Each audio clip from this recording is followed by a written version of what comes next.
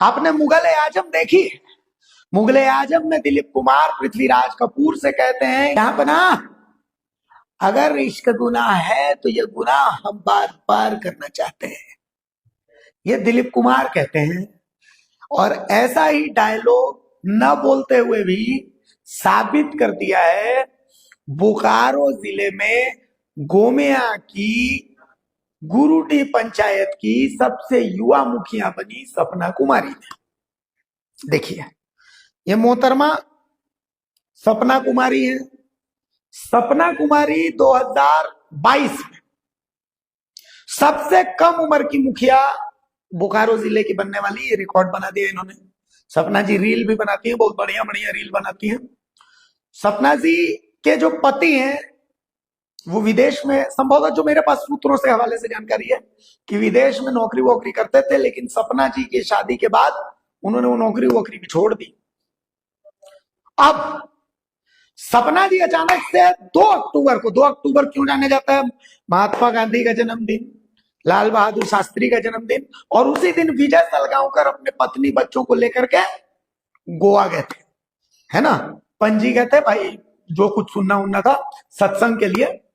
तो बहरहाल ये 3 चीजें फेमस थी। अब चौथी चीज फेमस हो गई कि 2 अक्टूबर के दिन से हमारी मुखिया जी जो है वो गायब हो गई। अब सब तरफ चर्चा कि भाई मुखिया जी कहाँ गायब हो गई, मुखिया जी कहाँ गायब हो गई। इसलिए भाई मुखिया जी सुंदर है, मुखिया जी रील बनाती हैं और मुखिया है, सबसे कम उम्र की मुखिया है, तो सवाल उठने लगा कि भाई मुखिया जी कहाँ चली गई, मुखिया जी कहाँ चली गई, छोटे बच्चे को छोड़ करके मुखिया जी कहाँ चली गई। अब 2 अक्टूबर के बाद आज 5 अक्टूबर को, यानी 3 दिन बाद, मुखिया जी रांची के धुरवा में मिलती हैं। सुबह सुबह मेरे साथ एक इत्तेफाक हो गया।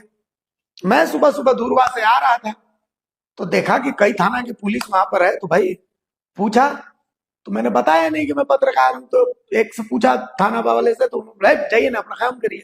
उनको लगा भाई ऐसा कौन सा हाई प्रोफाइल मामला है, शराब घोटाले को लेकर के फिर छापा पड़ गया क्या? तो अड़ोस पड़ोस में छत पर चढ़ गया तो देखा कि मुखिया जी मिल गए। मुखिया जी के साथ एक लड़का भी पकड़ा गया। दोनों को गाड़ी में बैठा करके पुलिस बोकारो ले गई।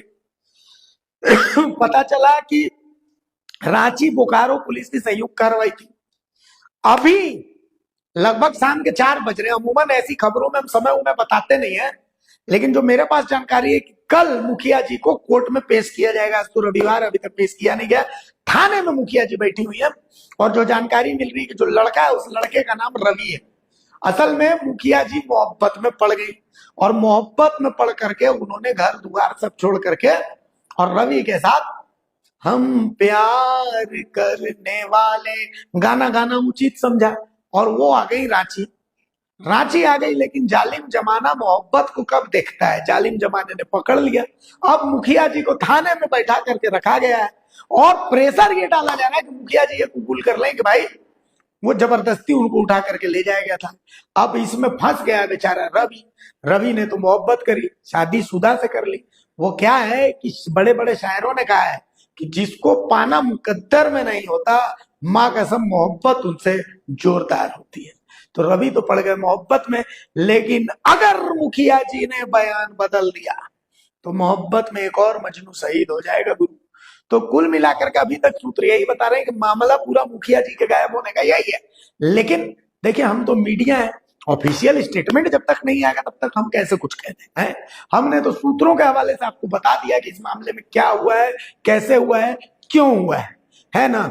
लेकिन अब दिक्कत वही, वो बेचारे छोटा बच्चा बच्ची जो भी है, तो उसके लिए सोचना पड़ता है कि भाई उसका क्या होगा, है ना।